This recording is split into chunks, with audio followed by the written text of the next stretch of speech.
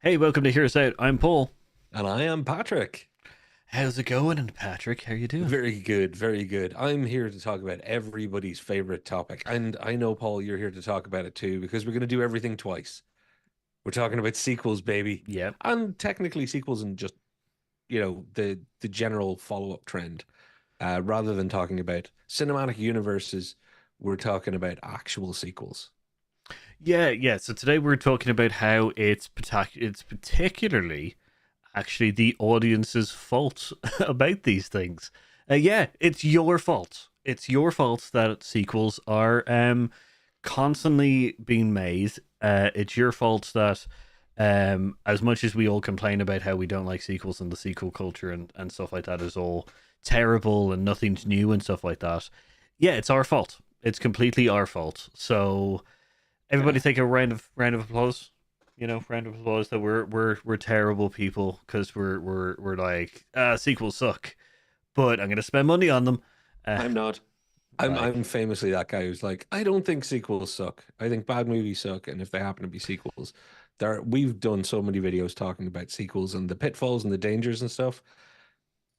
But I'm not going to be that one guy in the room going, sequels are the best idea ever, because they're not. They're not. It's not what we should be hoping for. It's great if they come along and they work. But my God, do they work financially, Paul? oh yeah, like this is the big drawback. Like obviously if a film is obviously very good and we're enjoying it and stuff like that, I don't think anyone's going to overly complain about it. But I think the generalization is that sequels tend to not be as good as the original. But like with that complaint, a lot of people kind of go, well, why is the movie industry kind of really plugging the old like sequel of this movie and this movie and this movie, and it's just like, yeah, because you keep spending money on it. That's the bottom line. Like, that's why studios there's money to be made in your kind of like enjoyment of the familiar kind of thing. Um like we'll go into so yeah, we're gonna break it down into a few things. So we're gonna break it into the reasons why we as an audience tend to go to the sequel. And obviously we'll also then go to kind of the reasons why studios keep plugging them out and stuff like that. And as I said there, one of the biggest things is familiarity. Like that's one of the reasons why we all go to sequels is because we are familiar with the original content. You know, Yeah. like Um, and Paul, I want to call out there some of the greatest movies of all time have been sequels. It's great that they have, and I think you can extend a story in a sequel. You can do all those wonderful things, but it cannot be underestimated how much people can fall in love with a character or a world or a story or one thing about it, like Alien and Aliens, two different, completely different films, but the general feel, the idea of the xenomorph itself, and particularly Ellen Ripley, and maybe this might just be from a personal point of view, but it's like, yeah, I'll watch more movies with that character. Indiana Jones, I'll watch more adventures of Indiana Jones. Sometimes it's like Terminator. I will watch more of that clever Skynet time travel stuff. So there's familiarity and also that kind of longing for more of something that you really enjoyed. yeah, like that's the one thing because yeah, you get this air of familiarity in one setting or the other, and it's like getting to like it's revisiting a world essentially that you already enjoy some aspect of it. So like that's where it comes from. That's where this familiarity comes from, and I think that makes it easier because if the original is slightly good or enjoyable in some kind of fashion, even if the sequel like trailers and stuff like that don't seem too great or anything like that, we have a tendency of essentially choosing the familiar over the new, It's true. which is a completely interesting kind of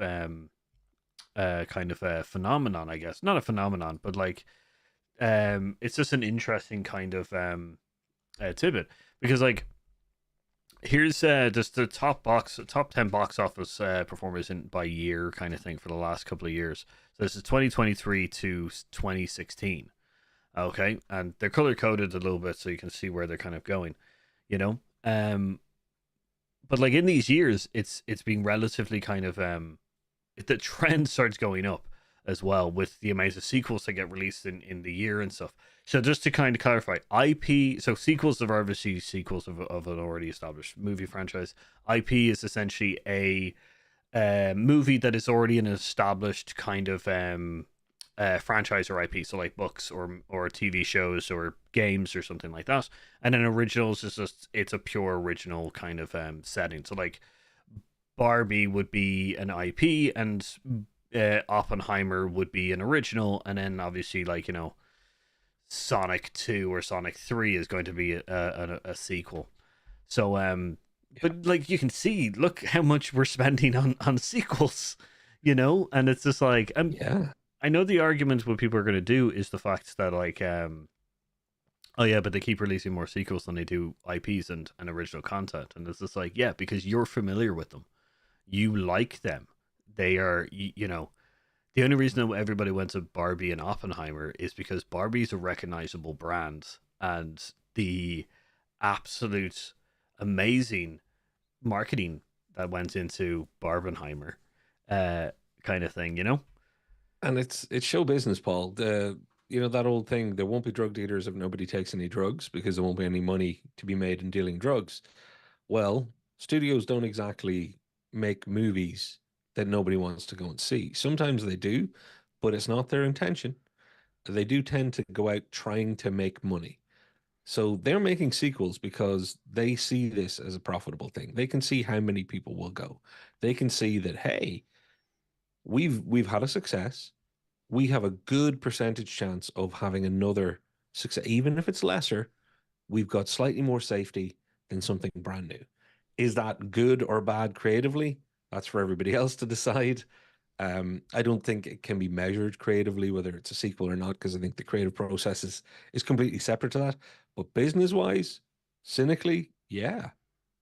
If I had to, pay the mortgage and keep the bills paid, and I knew, hey, look at this. People will go and see sequels. If I can have a success, if I'm lucky enough to have a success, I'm not leaving the money on the table. I'm going to make some sequels.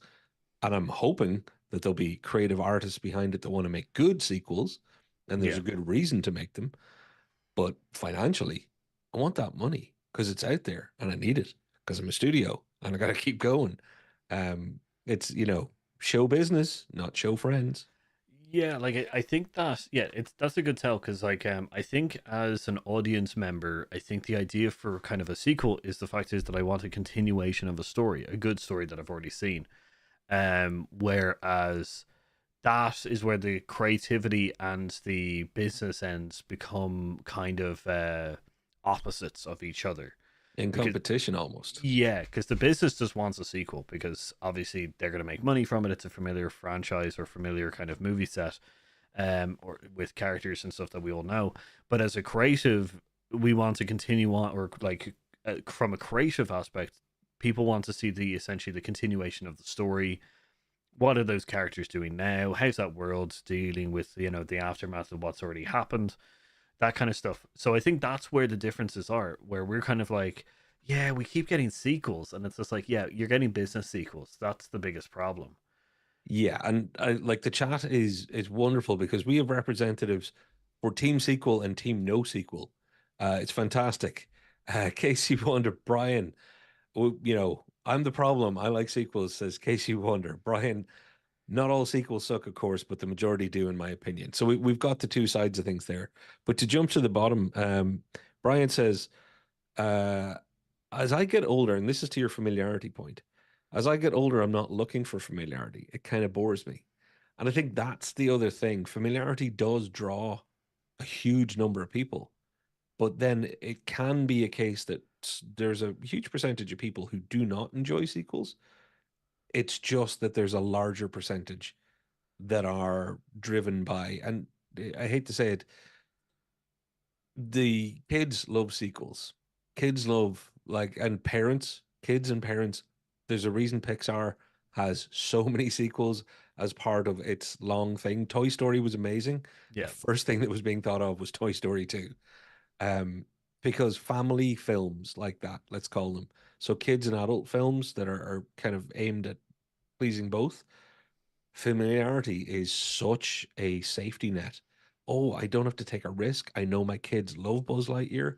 I know I'm going to enjoy it because the first one had enough adult humor in it. That is a massive business mover also, but it's a massive mover of ticket sales and emotionally.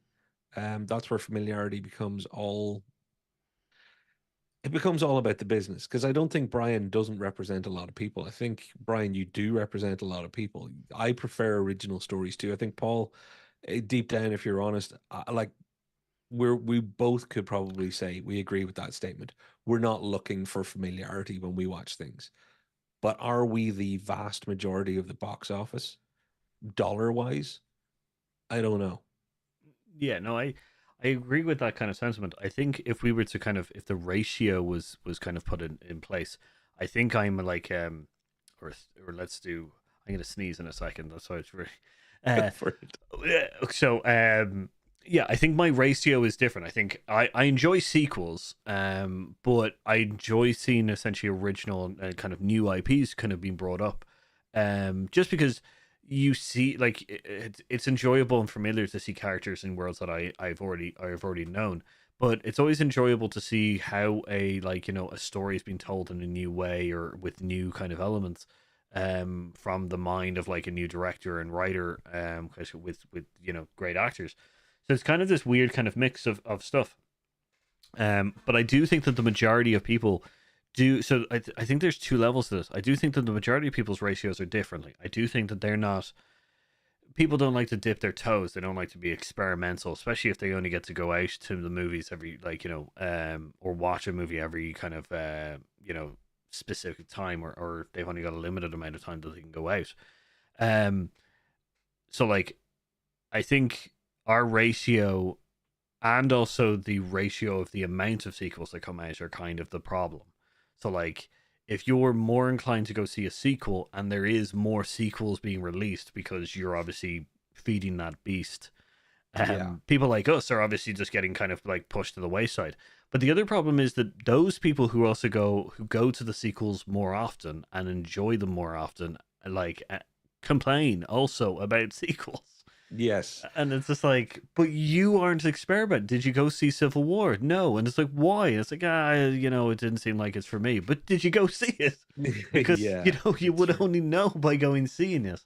Um, so Well, people who stifle themselves in that kind of fashion are kind of it's a weird thing to me. but and it is that chicken or egg. Who's driving this? Is it studios feeding things that people are then used to getting fed, or is it people's hunger that studios are going for? I would say it's a bit of both, but there's definitely an upward trend. It's not in our imagination. Paul, I'm going to throw out some numbers there just because, the last 30 years, looking at the top 10, so just top 10 box office, Yeah, you've got from 94 to 2003, you've got just over, it's 2.25 sequels were in the box office top 10 every year. yeah. And there was 2 years where there weren't. So 96 and 98, there were no sequels. Every other year had sequels somewhere along the line. In the next decade, the next 10 years, of 2004 to 2013, it went up from 2.25 to 4.5. It doubled essentially. So it completely doubled. Hmm. Um, Actually, if you want to throw up just the red graph, because I'll stick with that, but Yeah. the last decade. So after going from 2.25, 10 years later, it's 4.5. So you're talking 2 to 4 to now it's up to almost 6. So the last 10 years, 2014 till now, it's almost 6. But the scary thing is that I can't tell you, and I don't think we'll ever know, is that consumer demand or is it uh, business safety? Because there was a year, what year was it? 2011 had 9 in the worldwide box office. You can see it's the spike in the middle there. 2011 had 9 sequels in the top 10 box office for that year. Hmm. Like all but one more film, and everything would have been a sequel or a follow-up. That's insane. You know, it is definitely trending up. All the trend lines show that it's going up the way. And my big question is, should we care? Because I personally only care about the quality of the sequels. Is there a dip in sequel quality with the expansion or the acceleration? Or are we just seeing more of them and that means there's more of a chance of some of them not being good? Yeah, that's an interesting point. I would say that the speed in which they are developing sequels is diminishing the quality. I would say that because they are trying to get more bang for their buck in Mm, a lot of fashions. And like that doesn't mean that the story, the script itself and acting and stuff like that is bad. It could be like production values and stuff like that, or where they choose to use the money within the production itself could be questionable. So like you're just like, yeah. why did they not use real horses instead of CGIing them, kind of things. Um, so like yeah, that's so for that. Yeah, I think the quality is dipping because we're just getting more sequels. My worry about the trend going up is that it seems like studios are only having a certain amount of movies that they release a year. And as that trend goes more, or as the trend more skews towards sequels, it means original content isn't being made. And like, And that's the thing, though. Is it that it's not being made or it's not being gone to? I would say not being made. I would say that the ratio of original content and sequels is skewed vastly in the sequels. I think Um, the size of budget is massively skewed. There's definitely less money being put into taking chances. I'm wondering how much of this is a portion of finance. We'll give you $150 million to do a sequel, but we'll give you 15 to do your original. And it better be a breakout hit or else no one's ever going to hear about it. but see, that's the thing because we still don't have that middle. We've been ones to talk about how the middle budget movies have disappeared.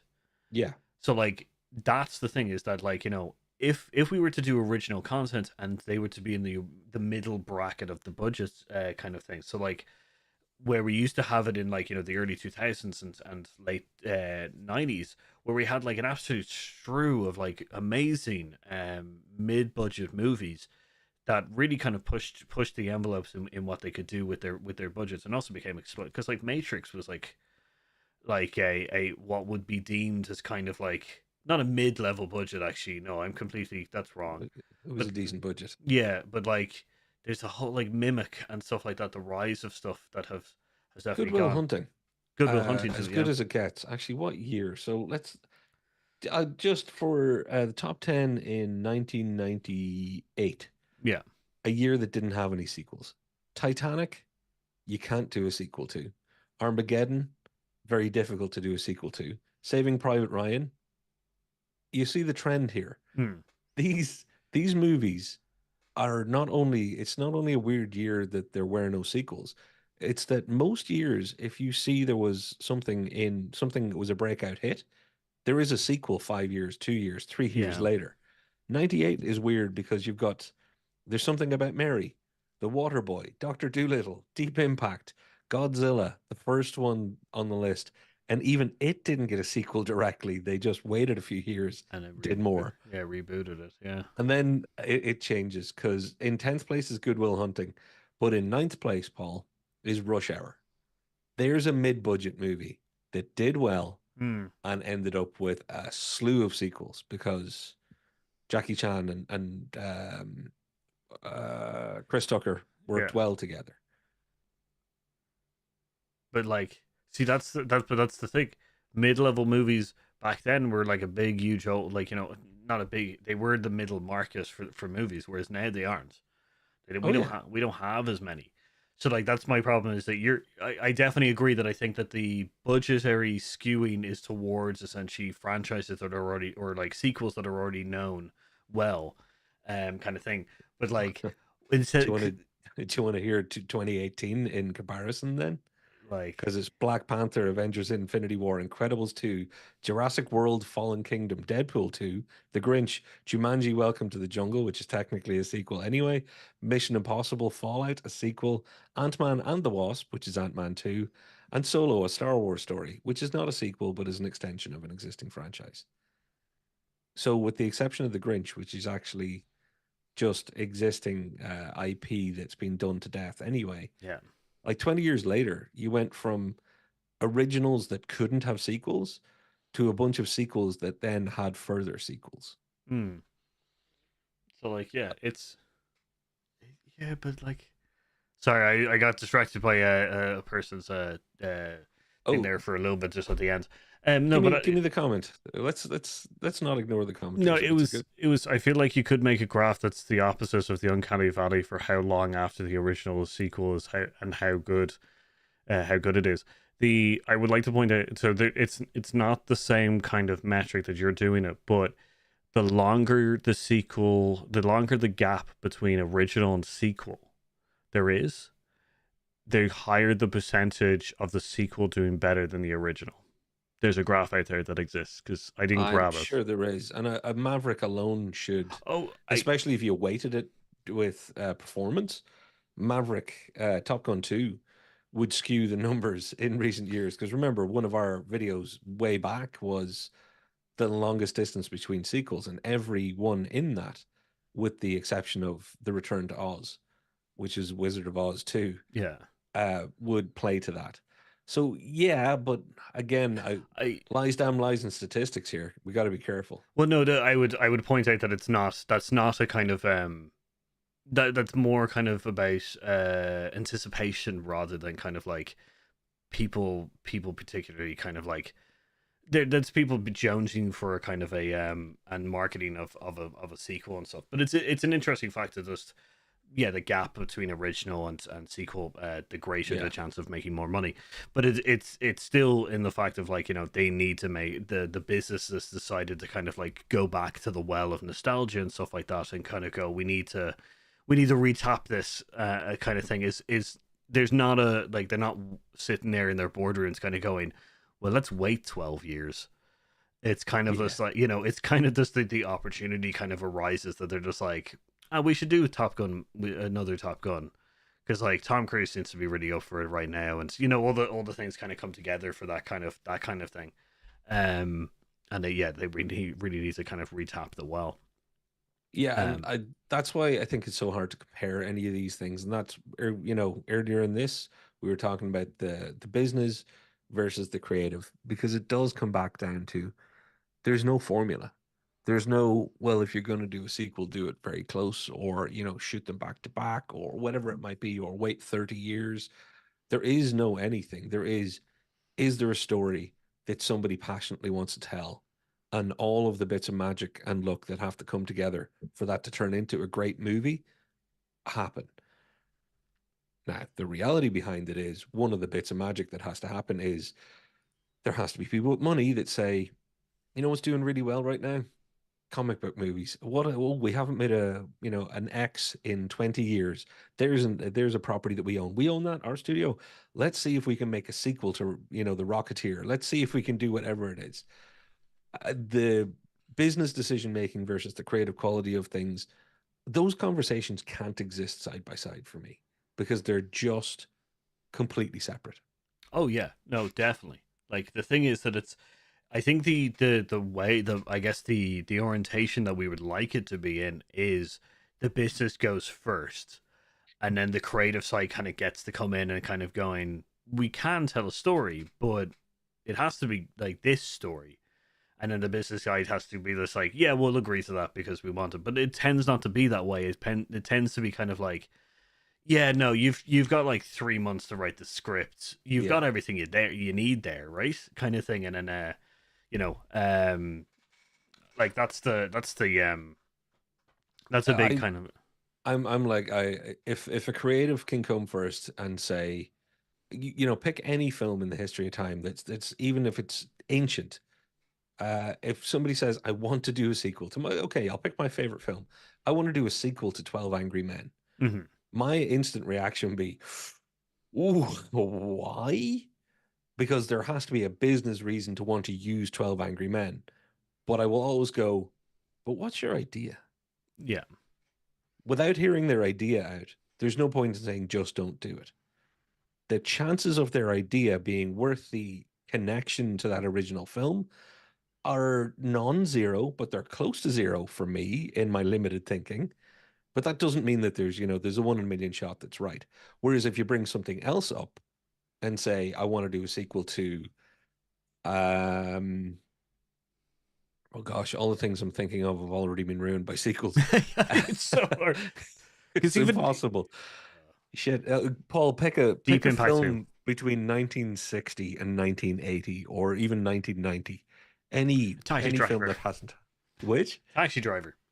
Taxi. Oh, okay. Yeah. Well, you're making it difficult there. But You've got a point. that's the point. As in, like, if you don't want the business head, and I know we're coming out of time for the Yeah. ad, but you don't want the business head to be the one who's coming to pitch to you. You know, Yeah. that's the kind of thing. We'll be back right after this break, which goes come back to us very shortly. Which goes we'll see you in a couple of seconds. You obviously are like two people talking about movies, or you wouldn't even be seeing this ad. Well, don't tell anyone. But Hear Us Out isn't the only choice. You should check out our friends over at It Takes Two podcast. It's a podcast where two people take two films with the same plot or premise, watch and discuss them. Films like Gremlins and Critters, or The Truman Show on EdTV. Lisa and Nick don't stop there though. They get creative and compare some unexpected movies. Some that you don't see the connection until you realise that they can be described in the same way. They launch new episodes every second Tuesday, or Monday if you're in New Zealand.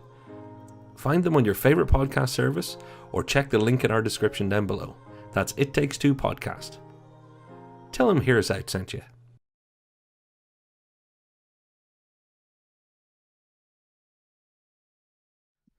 Hey, welcome back. Which goes, yeah, that was It Takes Two. Friends of the show, and one of the hosts, Lisa, is actually in the audience right now.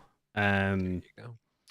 But Speaking of the live commentary though, Paul, just to pick up where we left off, 13 Angry Men. If you were going to make a sequel to 12 Angry Men, it could never be called 13 Angry Men because there definitely isn't an idea where you could add an extra juror. And yeah, this is not going to work. It's the one time that just add one more to the number can't work. So thankfully it has that going for it. But Brian says ET will surely happen. And you know what? I think there's a very good chance that it will, or at least that somebody will be trying to get it off the ground. Actually, I know that there will be people trying for a few years to convince many of the people involved. However, if I walked up to you, Paul, and said, I want to do a sequel to ET, I want to do ET 2, mm-hmm.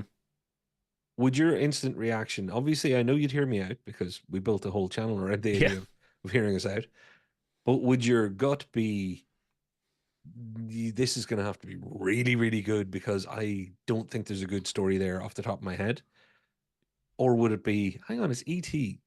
That's about somebody who came here to Earth, affected people's lives, and then left. So of course they could return. Yeah, see, that's the basic. Yeah, no, I think I would ask kind of like, what's your idea, kind of thing of like, why are you going back to that well, and what is the quality of the creativeness? Because if it is just like, oh yeah, ET comes back and like sees Elias, after he's grown up, it's just like you've got a bit of a which goes what's that the sequel to like Pooh Bear, when he goes to see like it's very much just like that. It's like revisiting essentially the kid as an older person. But there's the thing. I'll give you two weird treatments for ET coming back that can subvert the idea that you don't go back. ET was not the focus of the first film. He was the MacGuffin. ET was the thing that came along, and you viewed Drew Barrymore and her brother and all these adorable kids having adventures and flying on bicycles, and it was wonderful. And I love ET, and I will never have a bad thing to say about it.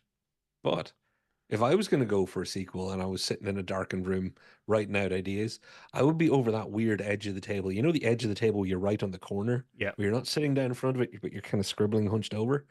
And I'd be like, this time it's about E.T., it's about his perspective. And he doesn't come back to find that family. He also doesn't come back today. You can do post-apocalyptic E.T. coming back to Earth and use E.T. as a vehicle to tell a whole new story.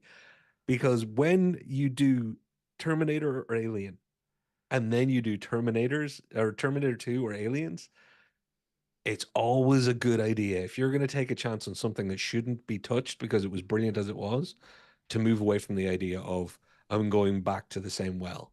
No, I'm taking some water from that well and I'm going to go and pour it in this desert over here to see what happens.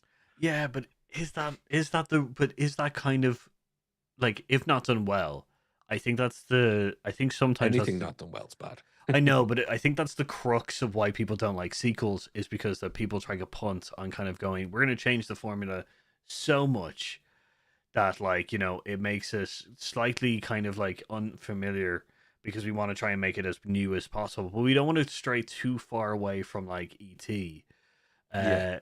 Kind of thing that I feel that that's kind of a crux of why people have against sequels, is that kind of like, it's such a hard balance, with the sequel, because it's just like, there's so many examples of sequels doing what you said, which is they explore a completely new facet of like the story, by Yeah. changing something specific.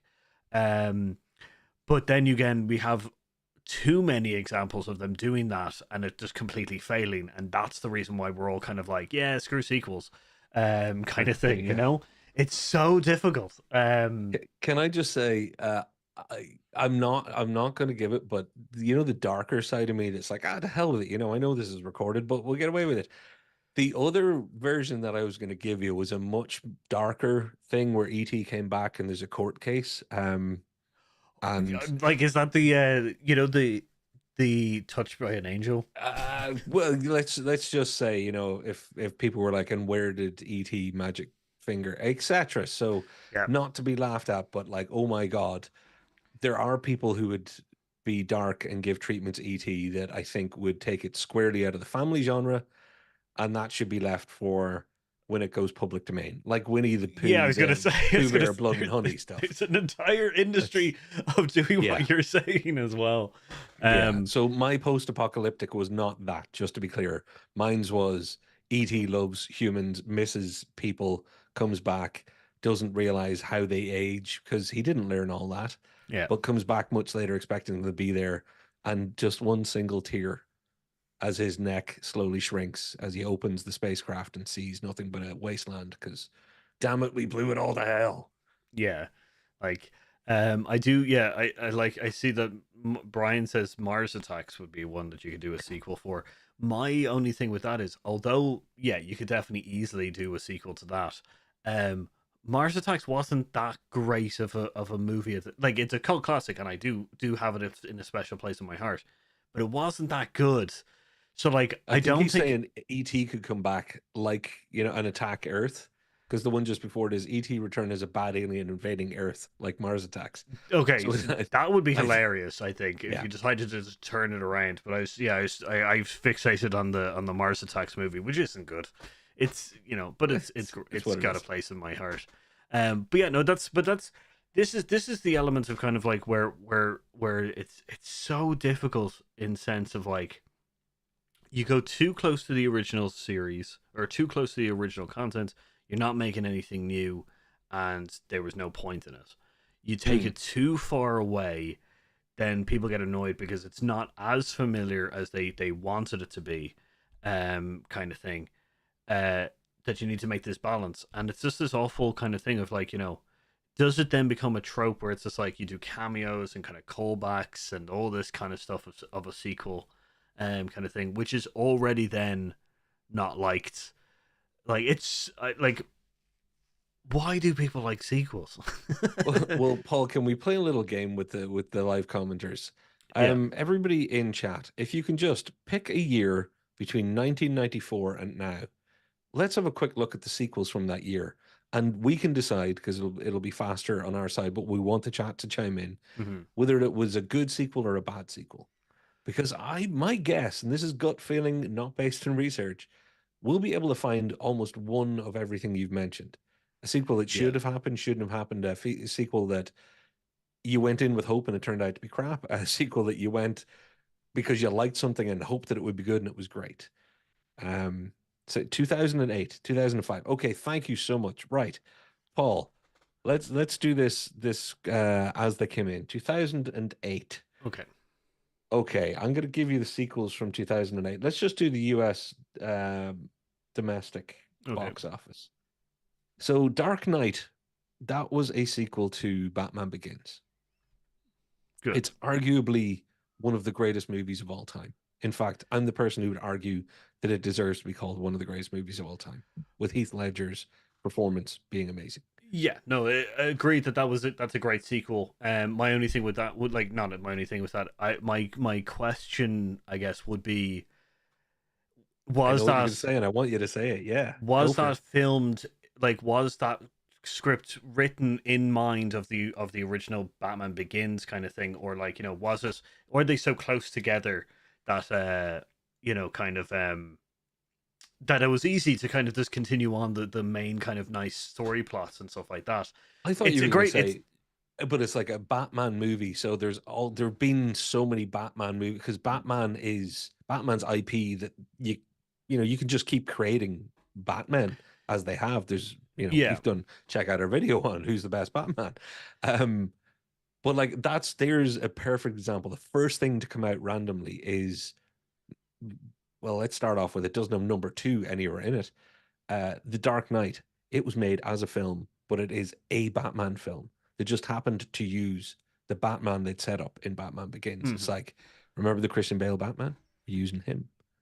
But we're not basing it all on the first film. It's just you've got a bit of this character, but also you all know Batman from the Adam West days to the Tim Burton and all that Tim kind Burton, of thing. thank you. Exactly. So just really quickly, there were no other, or were there, Indiana Jones and the Kingdom of the Crystal Skull? Are you kidding me? I would. That's a good sequel in the sense of that's someone who decided that's one of those ones where they went too far in the kind of like. I think with Indiana Jones we were all like perfectly fine with mystical, and then they went sci-fi on us, and we were just like no, Yeah. kind of like. I refuse to speak of that film. Only film that I've ever Madagascar- walked out of, or second film that I've ever walked out of. And I'm proud of you. Madagascar, Escape to Africa. Again, not T.O. Africa, but Escape to Africa, the numeral. Yeah. There's a perfect example of a successful family digitally animated movie. It gets a sequel. I don't think I've seen that. Was it good or was it bad? I wouldn't assume that it would be bad. I also wouldn't assume that it was a bad thing to make a sequel because it was a mad cast of characters from a zoo. Yeah, familiarity was probably one of the biggest keys to that one, kind of thing. So, and the hype, I guess, of a second one coming out, because I think Madagascar 1 was very, very popular when it came out. And 2005, luckily, again, another year with very few. So there's only 3 in 2008. 2005, we've got Star Wars Episode 3, Revenge of the Sith. So a prequel sequel. Yeah, The best of the prequel sequels. I would say that. Yeah, like, Was it worth doing? Yes, because they had to finish the prequel stuff anyway. So that's part of a whole different conversation. Again, shows another kind of sequel that you can end up with when you're trying to do that bigger story stuff. yeah, I would say with that one, it's good because they were essentially more kind of, I think the two anticipated events made that one kind of very, very good, which was obviously the rise of Vader and the rise of the Empire, kind of parts. But I do think that like Phantom Menace, they went so far away from the like they were just like E.T. Apocalypse. I guess it's the best way of kind of. I don't want to use that as well because like just yeah, just they went so Phantom far. Menace. Yeah, Phantom Menace just went so far away from kind of what we knew as Star Wars that because they went into that trade stuff and like a way political kind of like nonsense that it was really kind of just like ugh, you know. And then the second one tried to tone it down more, and then the third one they were just like, right, we're gonna give you Vader and we're gonna give you the Rise of the Emperor, so you can't really You complain about us. This is the thing that you wanted to get all along, so we're finally giving it to you. Yeah, kind of thing. So I think that that's where that sequel saves itself. But is there here's any other another ones? style of sequel. This is the other one. Harry Potter and the Goblet of Fire. This is weird because that's not a sequel. Well, it is, but it's not. Its motivation wasn't to be created as a sequel. Harry Potter books had made money, a book series. So Yeah. the books were sequels. At that point, you're making Harry Potter books. So they were doing, book was becoming movie. Follow-on book was becoming follow-on movie, etc., etc. There are many, many different reasons that we see so many sequels. And if you remove all of the Bonds, all of the Star Wars, all of the Jurassic Parks, all of the Harry Potter type stuff, the sequel number comes down quite a lot. And the other thing you have to remove then is the family sequels. Mm-hmm. There are still a lot, but in that year, in 2011, the year with so many sequels, there's a Harry Potter, there's a Twilight. So again, two books, franchise. book franchises. There's Cars 2. Rise of the Planet of the Apes wasn't in the thing. So no, it's just these ones. Apologies, my eyesight. So there were still traditional sequels, but half of the sequels that year were based on something like a book series that was going to create entries rather than sequels. Yeah, because looking at 2021, to do the kind of same thing that you were doing, the biggest box office of 2021, Spider-Man: No Way Home. Do you count that as a sequel or part of a franchise? Because would you count this Tom Holland Spider-Man as a separate thing? Like it's still part of the Marvel universe, but it's within its own trilogy, I guess, or like sequence of movies. It is a sequel because it's a sequel to it's a direct sequel to Homecoming. So it's that character, his story, that actor, if you know what I mean, just as much as Garfield's Amazing Spider-Man had a sequel. It just didn't make the trilogy. Raimi had the Spider-Man trilogy, but yeah, I would count that as a sequel, not just an entry in the MCU. Yeah, because this is interesting, because the second one is like Shang-Chi, The Legend of the Ten Rings, which I don't count as a sequel. I count it as a franchise sequel. Yeah, it's not on my sequel list at all. Yeah. So who is counting this? Who are these people that you're getting your data from? So this is Yahoo Finance. That's not a sequel. This is Yahoo Finance. So Venom of the Let There Be Carnage, I would count that as a sequel. Black Widow. No, why? That's not a sequel. See, I think that the way that they're playing it as it's a sequel in a franchise, so it's a franchise sequel. I bet that's the best way to a franchise. So sequel. the James Bond. I was about to say, is there a James Bond on this list? Yeah, No Time to Die. Yeah, so it's a franchise sequel. Wowzers. Okay, chat. What way do you see this? Because I did not count Shang-Chi and the Legend of the Ten Rings as a sequel. Paul, would you? I would count it as a franchise sequel, but an original kind of story. But would you, like, if you just had to say sequel or no? If you were original, it would be an original story. It's not in the sequel list. Whereas Venom, Let There Be Carnage, is definitely a sequel. It's a direct follow-up to a preceding film. Black Widow, it's part of a universe. Fast 9 is a sequel. Eternals, part of a universe. Yeah. No Time to Die, part of James Bond franchise, but not a sequel. Well, that one, I don't know, was it directly a sequel to anything? I would say that's because No Time to Die would have been a sequel, because it is a direct, because that's a whole different thing, because that's where the James Bonds kind of turn into sequels themselves. Whereas if it was like GoldenEye, I'd be just like, no, it's an entry within a franchise, so it's an original. That's where Yeah. I differ, is that there's this franchise, there's franchise sequels, then there's sequels, and then there's kind of prequels and all the reboots and stuff like that. Because like Ghostbusters Afterlife, I count as a sequel because it's a direct follow on from Ghostbusters 2.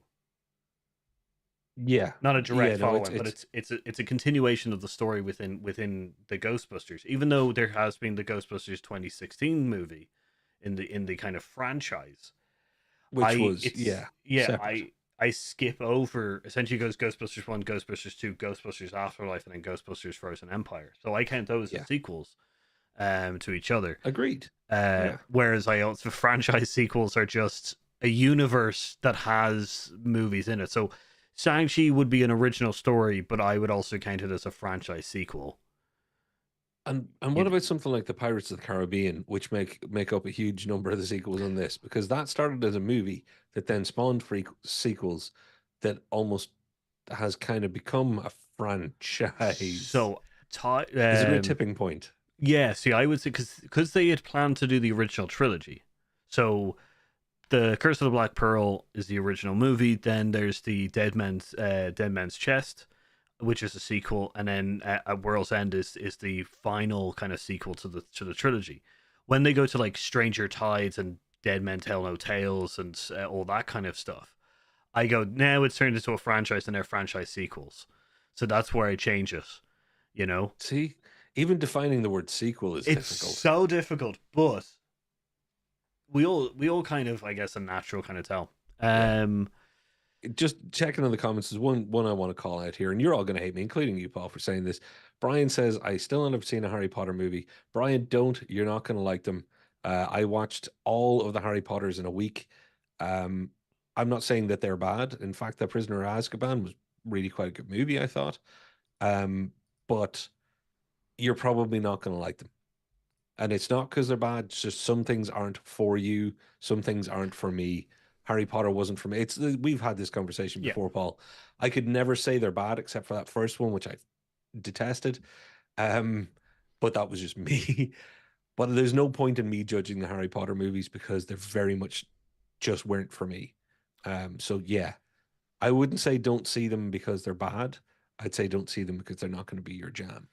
Yeah, I would also caution you on seeing them right now because J.K. Rowling being such a controversial person.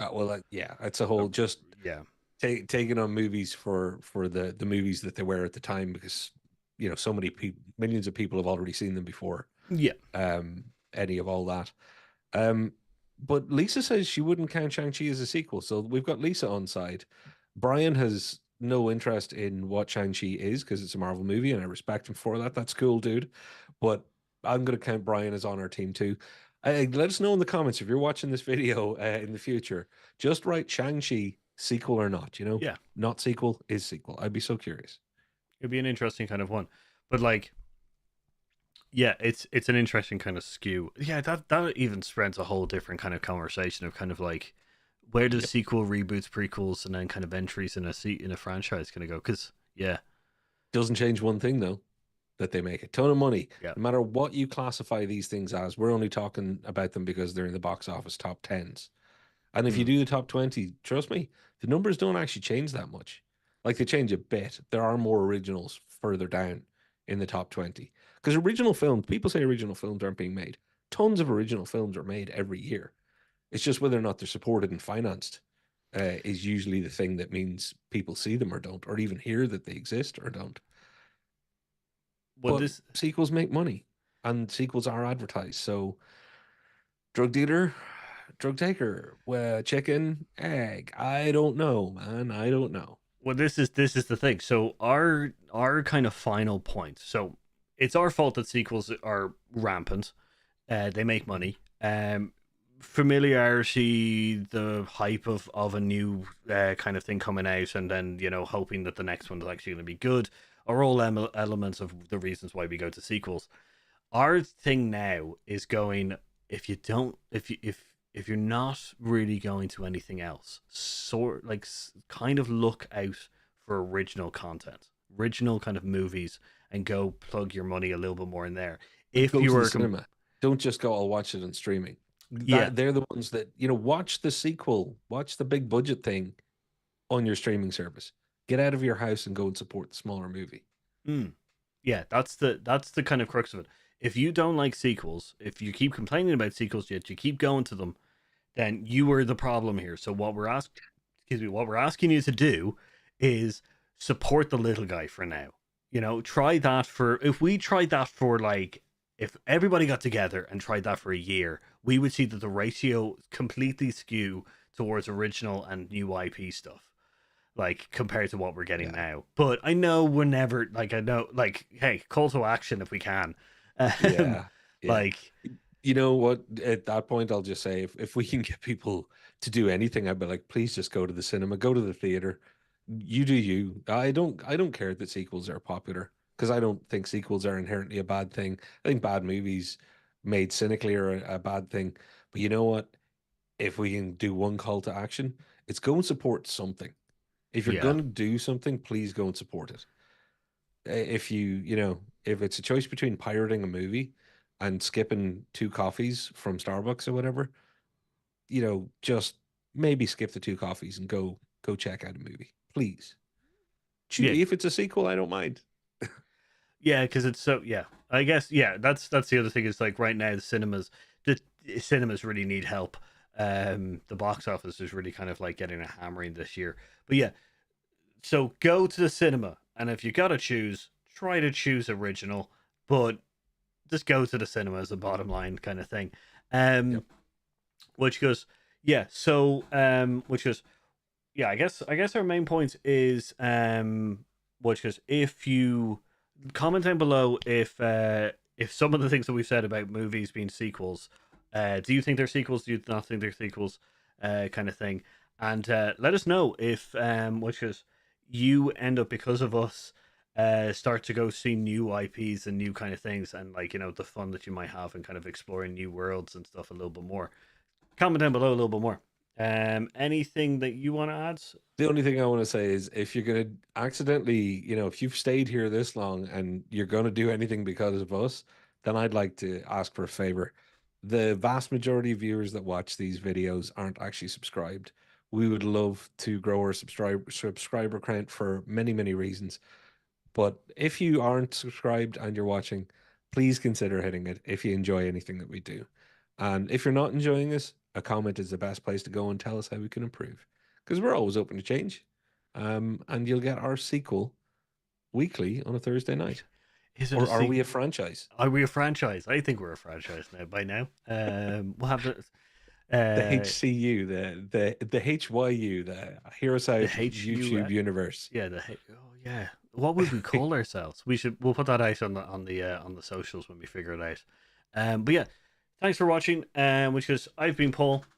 I've been Patrick. And we've been Heroes Out. We'll catch you next week. See you next time. Bye bye.